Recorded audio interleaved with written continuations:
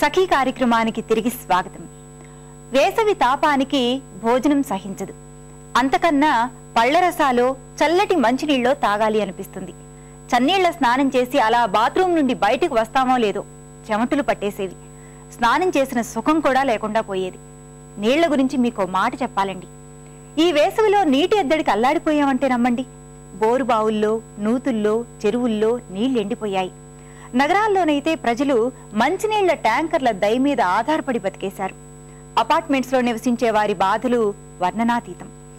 ఇక మొక్కలు పెంచుకున్న నాలాంటి వారి బాధ గురించి ఏం చెప్పమంటారు? నీళ్లు లేక ఆ మొక్కలు తలలు వాల్చేసి ఎండిపోతూ మన వంక జాలిగా చూస్తుంటే కళ్ల వెంట నీళ్లొచ్చేసేవి. ఈ కార్యక్రమం చూశాక మరిన్ని కబుర్లు.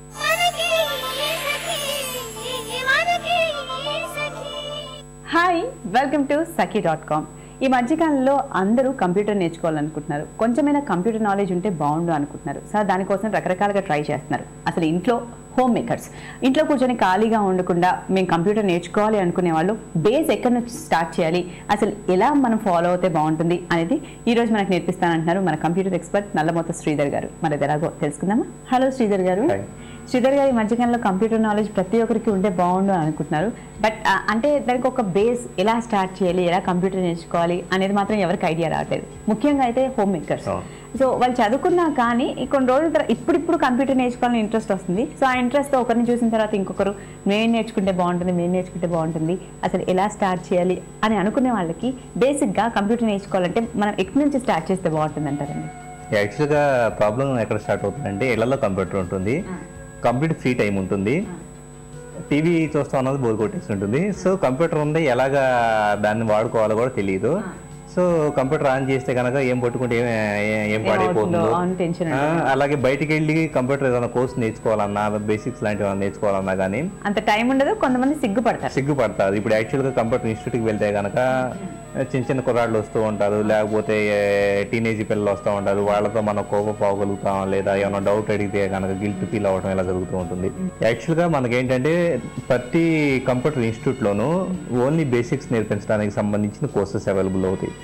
కంప్యూటర్ ఆన్ చేయడం దగ్గర నుంచి కంప్లీట్గా విండోస్ ఆపరేటింగ్ సిస్టమ్ అంటే కంప్యూటర్లోకి ఎంటర్ అవ్వటం, అలాగే డెస్క్టాప్ అంటే ఏంటి, కంట్రోల్ ప్యానల్ అంటే ఏంటి, లేకపోతే కంప్యూటర్లో ఫైల్స్ ఎలా సేవ్ చేసుకోవాలి. ఇప్పుడు రకరకాల ఫోటోలు తీస్తూ ఉంటారు డిజిటల్ కెమెరాలో, లేకపోతే వీడియోలు తీస్తూ ఉంటారు. సో వాటన్నిటిని ఎలా సేవ్ చేసుకోవాలి, ఇంటర్నెట్లో ఎలా పాటలు వినాలి, లేకపోతే వీటన్నిటిని నేర్పించడానికి సంబంధించి బేసిక్ ఆపరేషన్, కంప్యూటర్కి సంబంధించి బేసిక్ ఆపరేషన్ సంబంధించి ఒక 15 days to 1 month పీరియడ్లోనే కోర్సెస్ అవైలబుల్ అవుతూ ఉంటాయి. ఓకే, అంటే ఇప్పుడు కంపల్సరీ వాటి గురించి బేసిక్ ఇన్ఫర్మేషన్ తెలుసుకోవాలి అంటే బయటికి వెళ్ళాలి అంటున్నారు. ఇప్పుడు ఇంట్లో కంప్యూటర్ ఉంటుంది, సో ఇంట్లోనే మనం అలాంటి ఎక్స్పెరిమెంట్స్ ఏమైనా చేయొచ్చా? ఇంట్లో కంప్యూటర్ ఉన్నప్పుడు జస్ట్ మన కంప్యూటర్ ఆన్ చేస్తే కనుక ఏమీ విపరీతం జరిగిపోతుంది, అదేమీ పగిలిపోతుంది, లేకపోతే ఏమేమి జరగదు. డెఫినెట్గా కంప్యూటర్ ఆన్ చేసి కంప్యూటర్ స్క్రీన్ మీద ఏదో మెసేజ్ వస్తుంది, ఆ మెసేజ్ని ఒక నిమిషం అర్థం చేసుకుంటే కనుక సరిపోతుంది. మనకి ఎవరి హెల్ప్ లేకుండా ఏ ఇన్స్టిట్యూట్కి వెళ్ళాల్సిన పని లేకుండానే 1 month 1.5 monthలో పూర్తిగా మనం కంప్యూటర్లో చేయాల్సిన ఇంటర్నెట్ బ్రౌజ్ చేయడం దగ్గర నుంచి ప్రతిదీ మనం ప్రాక్టికల్గా నేర్చుకోవచ్చు ఎవరి హెల్ప్ లేకుండానే. కాకపోతే ఏంటంటే కొద్దిగా ఓపిక్గా అక్కడ స్క్రీన్ మీద ఏం వస్తుంది, నెక్స్ట్ ఏమి సెలెక్ట్ చేసుకోవాలి, ఇలాంటివన్నీ అర్థం చేసుకుంటూ వెళ్తే కనుక మనకి ఇన్స్టిట్యూట్కి వెళ్ళాల్సిన అవసరం ఉండదు, ప్రాక్టికల్గా నేర్చుకోవచ్చు. ఓకే, సో మీరు ప్రతి ఒక్క ఇన్ఫర్మేషన్ ఏది తెలుసుకోవాలి అన్నా దానికి సంబంధించిన వెబ్సైట్స్ ఉంటాయి.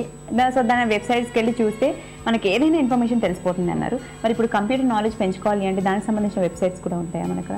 యాక్చువల్గా మనకి ఇంటర్నెట్లో చూస్తే మిగతా అన్ని సబ్జెక్టులకు సంబంధించి 30% ఇన్ఫర్మేషన్ ఉంటుంది, కంప్యూటర్ సంబంధించి 70% ఇన్ఫర్మేషన్ ఉంటుంది. సో కంప్యూటర్ బేసిక్స్ ఏమి తెలియని వాళ్ళకి కంప్యూటర్స్ నేర్పించడం దగ్గర నుంచి చాలా అడ్వాన్స్డ్ టాపిక్స్ వరకు పూర్తిగా డీటెయిల్డ్ ఇన్ఫర్మేషన్ మనకి ఇంటర్నెట్లో ఉంటుంది. సింపుల్గా ఫర్ ఎగ్జాంపుల్ కంప్యూటర్ ఆపరేట్ చేయడం ఎలాగో తెలియదు, లేదా MS Wordలో ఏదన్నా వాళ్ళు రాయదలుచుకున్న మ్యాటర్ ఏదో టైప్ చేయడం తెలియదు, లేదా వాళ్ళు రెగ్యులర్గా పే చేసే పేమెంట్ బిల్స్ ఉంటాయి. సో బిల్ ఎప్పుడు పే చేసి ఉన్నారు, ఎంత అమౌంట్ పే చేసి ఉన్నారు, ఏ మంత్కి ఎంత వచ్చింది, ఇదంతా ఎక్సెల్లో ఒక స్ప్రెడ్ షీట్ లాగా చేయాలనుకుంటే కనుక చాట్ లాగా, సో అది ఎలాగ చేయాలో వాళ్ళకి తెలియదు. అలాంటప్పుడు ఒక చిన్న వీడియోను లేదా ఇంటర్నెట్లో వీడియోస్ అవైలబుల్ అవుతూ ఉంటాయి, లేదా టెక్స్ట్ ఫార్మేట్లు అవైలబుల్ అవుతాయి, లేదా ఫోటోలు కూడా దొరుకుతాయి. How to create a spread sheet అని చెప్పేసి అని నెట్లో గూగుల్లోకి వెళ్ళి వెతికారంటే కనుక డెఫినెట్ గా ఇన్ఫర్మేషన్ వస్తుంది. సో దాన్ని చూస్తే కనుక ఇన్స్టిట్యూట్ లో నేర్పించిన దానికన్నా ఇంకా ఎఫెక్టివ్ గా ప్రాక్టికల్ గా మన ఇంట్లో నేర్చుకోవచ్చు. మీరు అన్నట్టుగా బయట బేసిక్ కోర్సెస్ నేర్చుకోవచ్చు, లేకపోతే ఇంట్లో కూడా బ్రౌజ్ చేస్తూ ఉంటే మనకు తెలిసిపోతుంది ఈజీగా. సో అలా గెయిన్ చేయొచ్చు నాలెడ్జ్, కంప్యూటర్ నాలెడ్జ్ అంటారు. సో ఇలా బేసిక్ నాలెడ్జ్ ని గెయిన్ చేసి దాని ద్వారా మనం జాబ్స్ ఏమైనా వచ్చే ఛాన్సెస్ ఉంటాయండి మనకి? డెఫినెట్ గా అండి. మనకి యాక్చువల్ గా ఎంఎస్ ఆఫీస్ లాంటివి, ఎంఎస్ ఆఫీస్ లో వర్డ్, ఎక్సెల్, పవర్ పాయింట్, ఎస్ఎస్ ఇలా 4 ఉంటాయి. సో వీటిని నేర్చుకోగలిగితే కనుక ఇవి just within 15 days 1 month period లో నేర్చుకోవచ్చు. అవి నేర్చుకోగలిగితే కనుక దాదాపు ప్రతి ఆఫీసు కంప్యూటరైజ్ అవుతూ ఉంది. ఇప్పుడు చిన్న చిన్న ఆఫీసెస్ కూడా కంప్యూటరైజ్ అవుతూ ఉన్నాయి. ఇప్పుడు ఒక చిన్న ఫర్మ్ ఉంది, సో ఫైనాన్షియల్ ఇన్స్టిట్యూషన్ ఉంది, ఏదైనా కావచ్చు, అక్కడ జాబ్ చేయడానికి అవకాశం అనేది ఉంటుంది. అంటే క్లరికల్ అంటే వాళ్ళు డే టు డే చేసే యాక్టివిటీస్ అన్నిటిని కంప్యూటరైజ్ చేయడానికి జాబ్ చేసుకోవచ్చు. లేకపోతే కనుక కొంతమంది బయటకు వెళ్ళేసి జాబ్ చేయడానికి పర్మిట్ అవ్వదు, ఇంట్లో పిల్లలు ఉండటం వల్ల కావచ్చు, ఇలాగ డిఫరెంట్ రీజన్స్ వల్ల. సో అలాంటి వాళ్ళు డిటిపి కోర్సెస్ ఇలాంటివి ఉంటాయి, పేజ్ మేకర్, ఫోటోషాప్, కోరల్డ్రా ఇలాంటివి ఉంటాయి.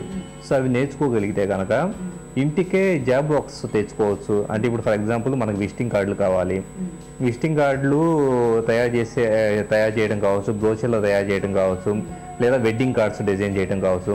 ఇలాంటి వాటన్నిటిని తెలిసిన ఫ్రెండ్స్ సర్కిల్లోనూ, తెలిసిన రిలేటివ్స్లోనూ వాళ్ళందరికీ మనం సర్వీస్ ఇవ్వగలిగితే కనుక ఇలాంటి కోర్స్ నేర్చుకొని డెఫినెట్గా కస్టమర్స్ పెరుగుతారు, ఒకళ్ళ మౌత్ పబ్లిసిటీతో పెరుగుతారు. ఇక్కడ ఒక అపోహం చెప్పాలి.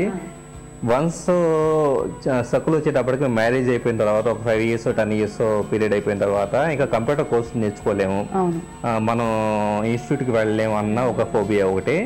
అది దాటిపోయి కంప్యూటర్ కోర్సులే నేర్చుకున్నాం అనుకున్నాం, మనకు జాబులు రావేమో అని చెప్పేసి అనే భయాలు ఉంటాయి. ఇక్కడ యాక్చువల్గా ఏ పర్టికులర్ ఏజ్ అయినా స్కిల్ ఉంటే కనుక అక్కడ మనకు ఆపర్చునిటీస్ ఇండస్ట్రీలో ఉన్నాయి.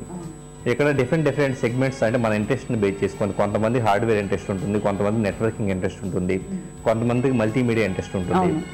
అంటే multimedia in the sense video editing కావచ్చు, లేకపోతే 2D 3D యానిమేషన్స్, మనకి యానిమేషన్ మూవీస్ చాలా వస్తూ ఉన్నాయి. సో వాటన్నిటికి సంబంధించి స్కిల్ లేబర్ మనకి ఇండస్ట్రీకి అవసరం. So once 3D studio max కానీ మాయా లాంటి సాఫ్ట్వేర్స్ నేర్చుకోగలిగితే కనుక ఆటోమేటిక్గా ఏజ్తో సంబంధం లేకుండాను, అలాగే మ్యారేజ్ అయిందా లేదా వీటన్నిటితో ఎలాంటి సంబంధం లేకుండా ఎడ్యుకేషన్ క్వాలిఫికేషన్ కొంతమంది అంటూ ఉంటారు 10th class చదివితే ఎందుకు పనికిరాదని చెప్పేసి అని. 10th class చదివిన వాళ్ళైనా కానీ ఇలాంటి కోర్సెస్ నేర్చుకొని మంచి స్కిల్ ఉంటే కనుక డెఫినెట్గా జాబ్లో సెటిల్ కావచ్చు. సో ఇంట్రెస్ట్ ఏంటి అన్నది, అంటే అది మల్టీమీడియాలో ఇంట్రెస్ట్ ఉందా లేదా ప్రోగ్రామింగ్ సైడ్ ఇంట్రెస్ట్ ఉందా, అది ఒకసారి గమనించాలి. అండ్ ఇది నేను చేయలేనేమో అని కూడా అనుకోకూడదు, ఏదో ఒక అటెంప్ట్ చేయాలి కంపల్సరీ. సో దాంట్లో మనం సక్సెస్ అవుతాము లేదు అనేది మన ఫ్యూచర్ డిపెండ్ అయి ఉంటుంది.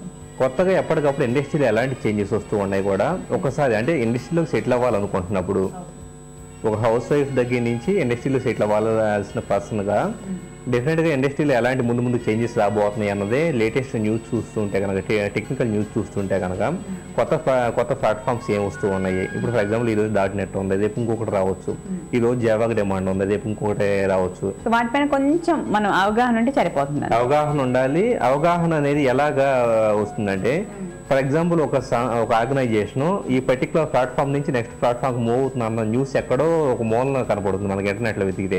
ఆ న్యూస్ చూసి మనం ఇంటర్ప్రెట్ చేసుకోగలగాలి, ఆలోచించగలగాలి. సో ఇలా మనం చెప్పుకుంటూ పోతే చాలా ఇన్ఫర్మేషన్ ఉంటుంది కదా తెలుసుకోవడానికి. అవన్నీ ఫర్దర్ ఎపిసోడ్స్ మనం తెలుసుకున్నాం. అండ్ ఇప్పటివరకు బేసిక్ ఇన్ఫర్మేషన్, ఇంట్లో ఒక హౌస్ వైఫ్ ఖాళీగా ఉండకుండా బేసిక్స్ నేర్చుకుంటూ తను ఎలా ఫర్దర్గా డెవలప్ చేసుకోవాలని మాకు చెప్పారు. చాలా ఇంట్రెస్టింగ్గా ఉంది. థ్యాంక్స్ లాట్ శ్రీధర్ గారు.